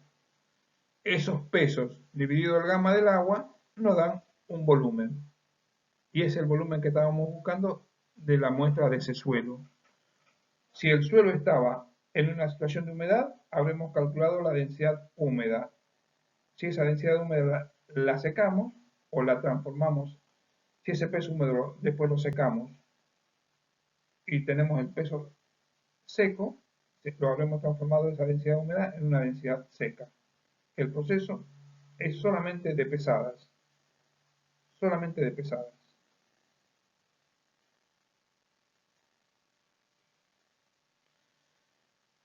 Tenemos como datos el peso 1, peso 2 y peso 3, el gamma del agua y el gamma de la parafina. El denominador no es otra cosa que la expresión del volumen desplazado por la presencia de esa porción de suelo.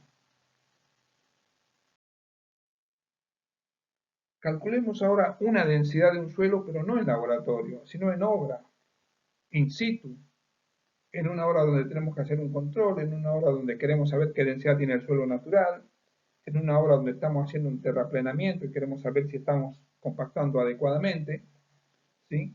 Vamos a tratar de obtener la densidad del suelo. Ya dijimos, estamos hablando de densidad. Solamente necesitamos conocer un peso de la muestra analizada y el volumen que ocupa esa muestra que estamos analizando. El método del cono de arena es un método muy usual que se utiliza en obra con bastante frecuencia, pues es de muy fácil manejo y obviamente cualquiera que ha salido un par de veces a campo, ya la tercera vez, ya puede considerarse un experto en este cálculo o en esta determinación. ¿Qué necesitamos para ir a obra? Obviamente primero tener este equipito, que se llama, se conoce comercialmente como el cono de arena, compuesto por un cono metálico, una llave de paso o una válvula, también llamado robinete, y un botellón, que puede ser de vidrio o de plástico, ¿sí? Hoy por hoy casi todos los botellones son de plástico y a veces ahora hay también unos equipos que tienen la parte inferior abierta porque cuando lo colocamos de esta manera, no es necesario que tenga la base, ¿sí? Digamos, ahora tenemos elementos abiertos, no cerrados. Como material de apoyo llevamos una arena de tipo uniforme, de granos, todos del mismo tamaño, de tamaño similar. Esa arena tiene que estar seca. Esa arena debemos conocer cuál es su densidad suelta, densidad seca y suelta, cuando tiene la mayor densidad posible, o sea, cuando tiene la mayor cantidad de vacíos. También debemos llevar como dato cuánta arena cabe en este cono. ¿Cuánta arena cabe en este cono? Situación que la resolvemos fácilmente en laboratorio. Apoyamos el cono en la mesada, en una mesa horizontal, abrimos el robinete y la arena cae. Cuando ya no cae más, significará que hemos llenado el cono. Primer ensayo en 2 minutos, 800 gramos. Bueno, de nuevo, ponemos toda la arena adentro, limpiamos el lugar, abrimos de nuevo la válvula, dejamos caer arena y llenamos de nuevo el cono. Estamos ahora trabajando en la mesada de un laboratorio. ¿Cuánta arena cayó para llenar el cono ese?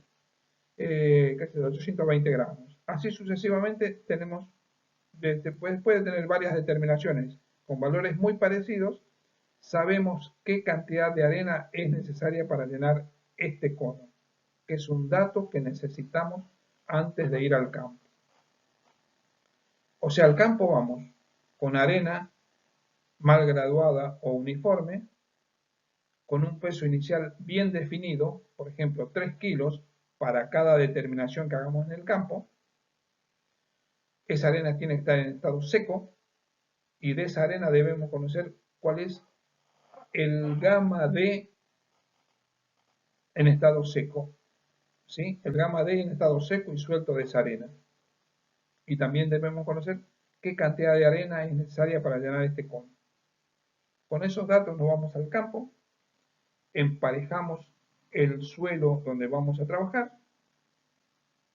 Una vez enrasado, emparejado, colocamos una plaquita, una placa cuadrada que tiene una abertura circular que es del mismo diámetro, un diámetro levemente inferior a los bordes de este cono, de tal manera que este cono se apoya en esa plaquita. Colocamos esa placa y sacamos todo el suelo de ese lugar, en un diámetro aproximado de 10 o 12 centímetros y en una profundidad aproximada entre 12 y 15 centímetros. Y dejamos todo un pocito cilíndrico hueco, todo el suelo sacado lo ponemos en una bolsita, cerramos la bolsita para después pesarla, no perdemos ninguna cantidad de muestra para no alterar la medición, no la dejamos abierta para que no pierda humedad y también esté alterado el resultado, lo resguardamos al sol y ya tenemos, si lo llevamos a una balanza, tendremos el peso húmedo de todo el suelo que estaba en esta situación, en este estado. Lo único que nos queda es definir el volumen. ¿Cómo definimos el volumen? Mediante pesadas. Si yo llevé al campo una cantidad definida de arena, por ejemplo 3 kilos, justos, me ubico donde está el pocito hecho y abro la válvula. La arena empieza a fluir porque está seca.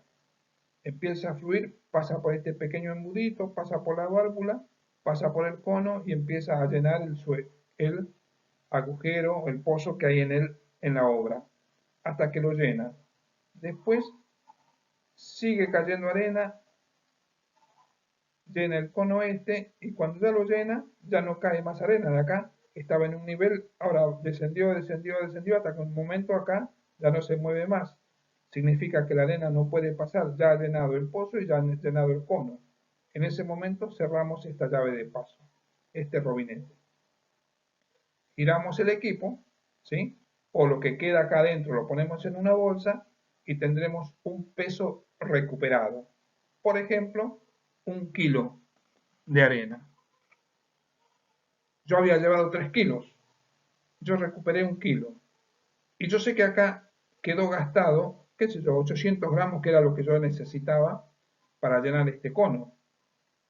Por lo tanto, si yo llevé 3 kilos, recuperé 1 kilo y acá gasté 800, la única posibilidad que me queda es que en el pozo se haya llenado con 1 kilo 200 de arena. Si yo conozco el peso de la arena que llenó el pozo, y yo conozco la densidad de la arena en estado seco y suelto, porque la arena está en ese estado, yo tranquilamente determino peso sobre densidad, el volumen de este pozo. Y ya habré calculado el volumen, y como ya tenía el peso, cuando saqué todo el suelo, esto lo puse en una bolsita, ya tenía el peso húmedo, tengo la densidad húmeda de este material, calculada como peso del material húmedo dividido el volumen del pozo. Acá está la explicación. Veamos. una foto. Acá está el equipo que yo le dije que ahora no tiene la base, ¿sí? Un equipo que queda a la vista. La, la placa de acero o metálica, que es lo que nos va a indicar en dónde vamos a hacer nuestro estudio. La clavamos en ese lugar, limpiamos toda la zona, que quede totalmente pareja, que nos permita trabajar tranquilos, ¿sí? Y luego que está pareja, recién la clavamos la placa, y después de clavada la placa, con herramientas manuales de uso cotidiano, vamos sacando el suelo de este lugar. Ya les dije, en un diámetro aproximado de 10, por lo menos 10 centímetros, 10 a 12 centímetros, y en una profundidad entre 12 y 15 centímetros. Sacamos todo ese suelo y lo ponemos en bolsitas de plástico y después esa bolsita la cerramos para que no perdamos nada, ni humedad ni masa de suelo. Cuando hemos hecho ya el pocito y ha quedado prolijo, colocamos el aparato y lo apoyamos de esta manera, así como está acá, con una cantidad conocida de arena. Abrimos la llave o el robinete y la arena empieza a bajar. Primero llena el pocito de abajo lentamente por caída libre, después llena el conito este, que por eso por el cono este es el nombre del equipo, y después ya no se mueve más. Nosotros estamos acá mirando y ya no se mueve más, ya no entra más arena en ningún lugar. Cerramos la llave de paso o robinete y recuperamos lo que quedó hasta adentro. Por diferencia de peso sabremos cuánto había en este cono y cuánto hay en el pozo. Y por densidad y por peso sabemos el volumen del pozo y habremos obtenido la densidad de un suelo en el campo. ¿Sí?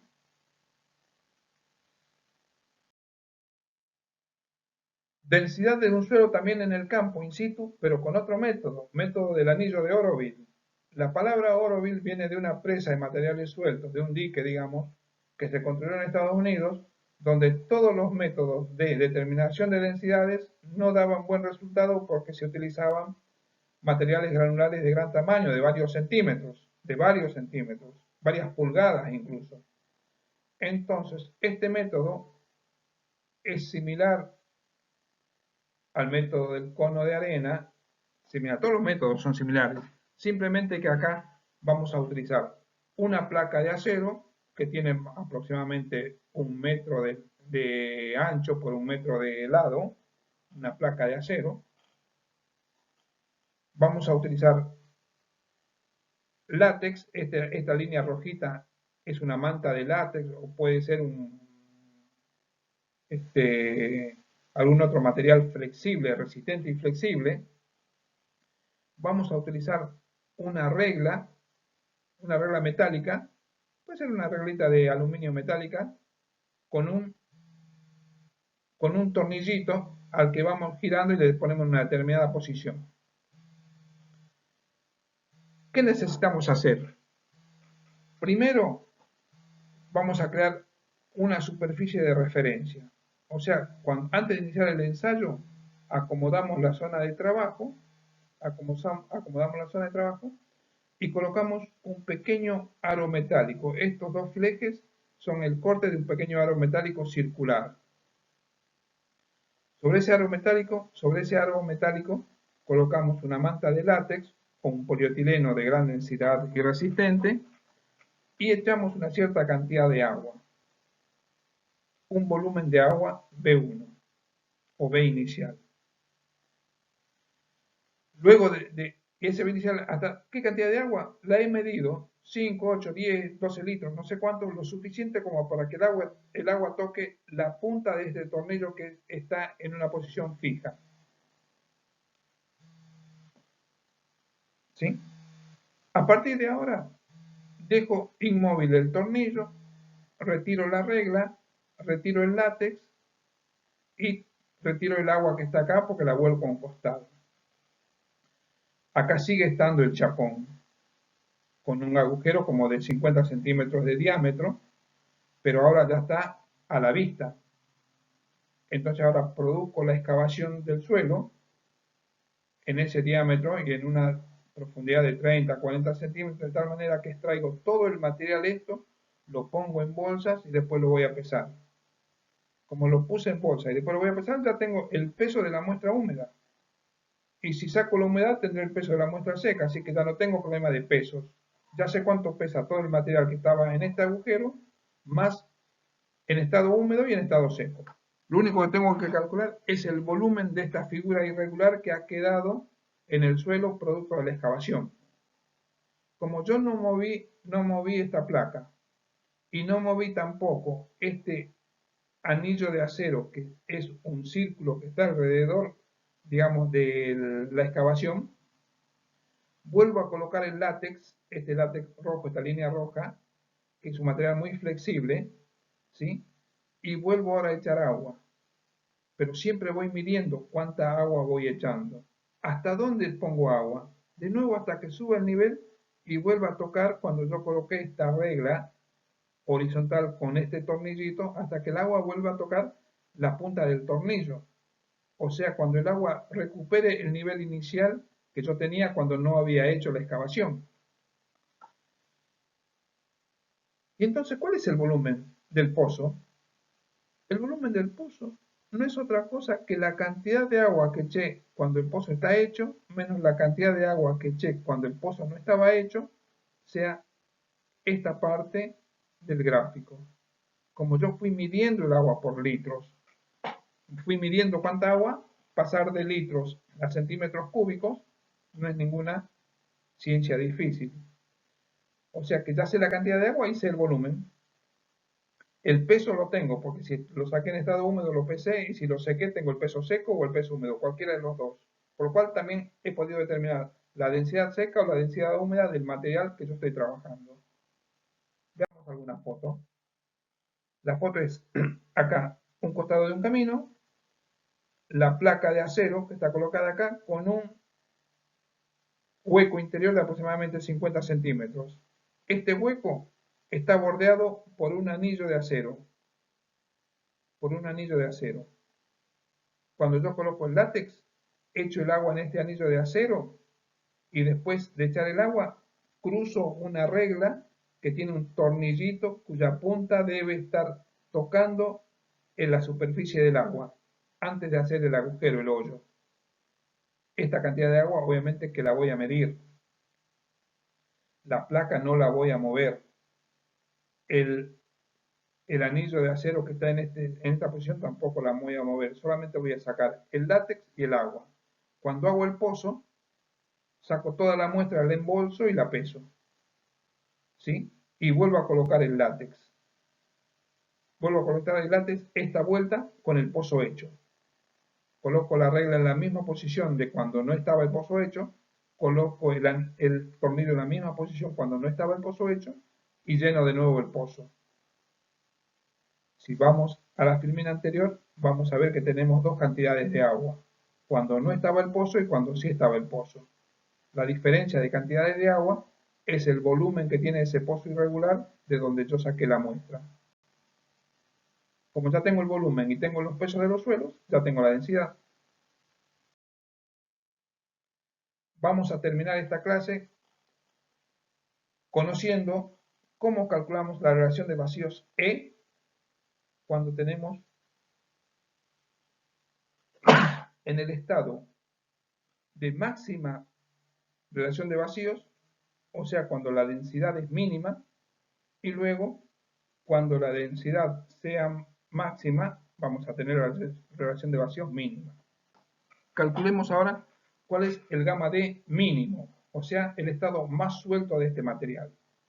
El material utilizado es una arena seca, ¿sí? Una arena seca.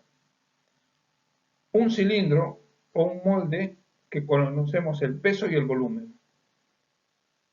Un pequeño embudo que permita incorporar el material en estudio de una altura muy pequeña, no más de 1 pulgada, y vamos llenando lentamente este recipiente, lentamente, sin producir ningún tipo de vibración, sin producir ningún tipo de trabajo externo, sin acomodarlo, sin varillarlo, nada.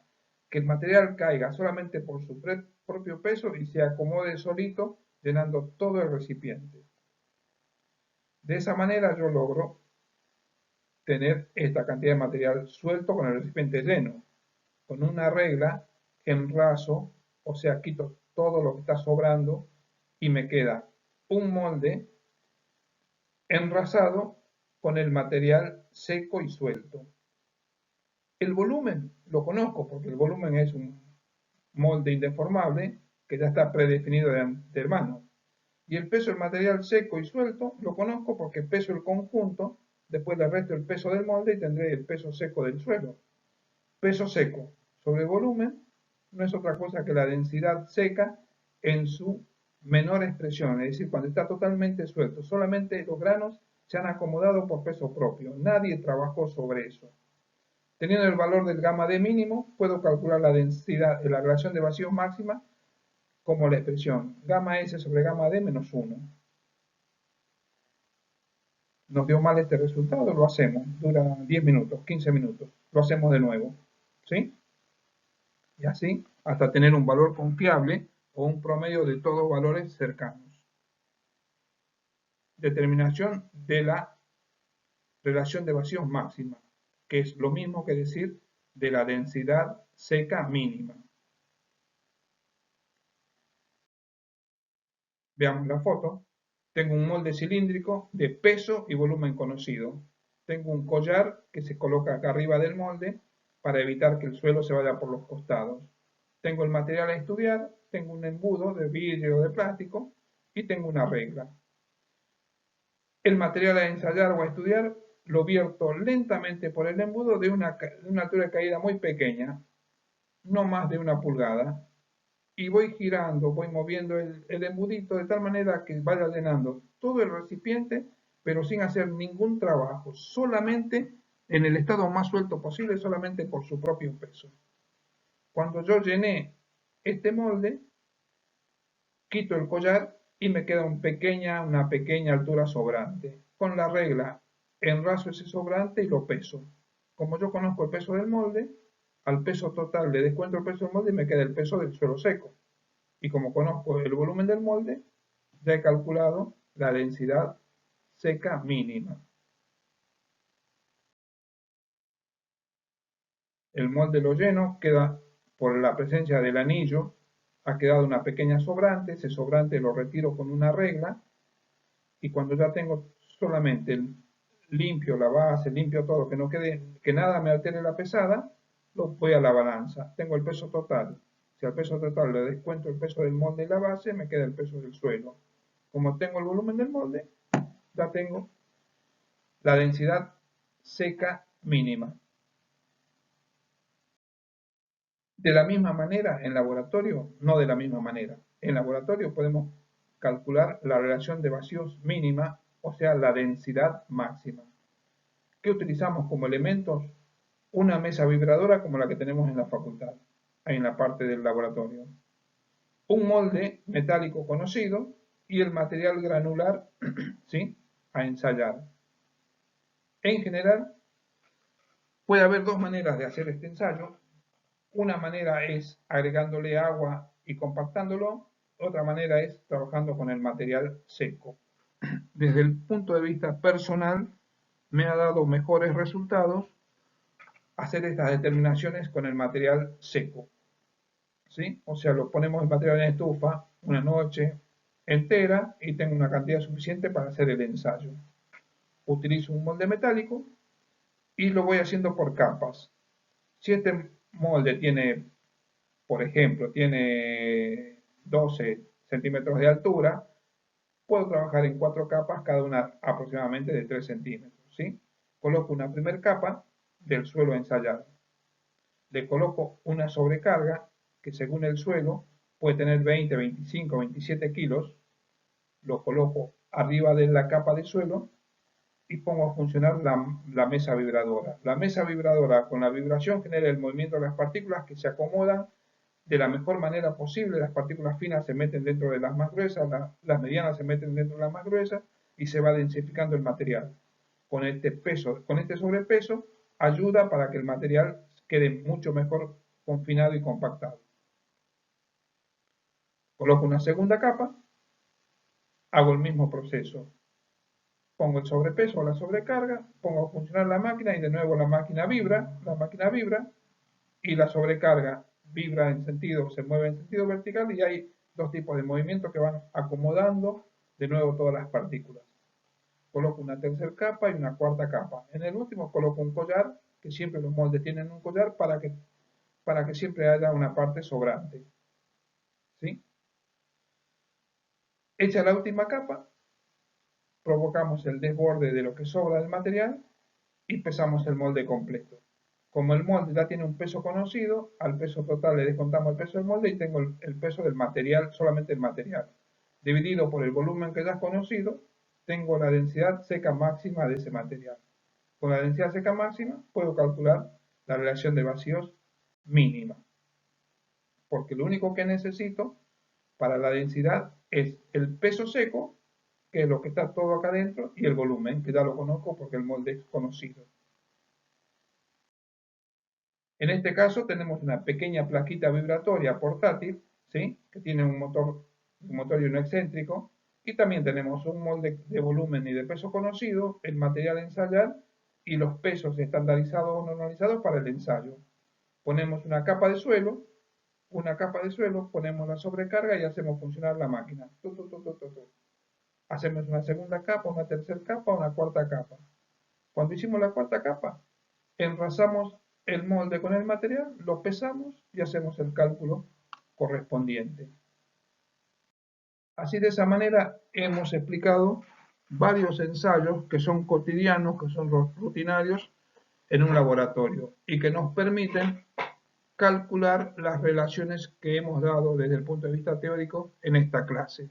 A partir de ahora tienen ejercicios resueltos, ejercicios prácticos, ejemplos prácticos resueltos, y toda duda utilicen a sus ayudantes que le van a sacar todas las dudas que tengan al respecto. Muchas gracias a todos.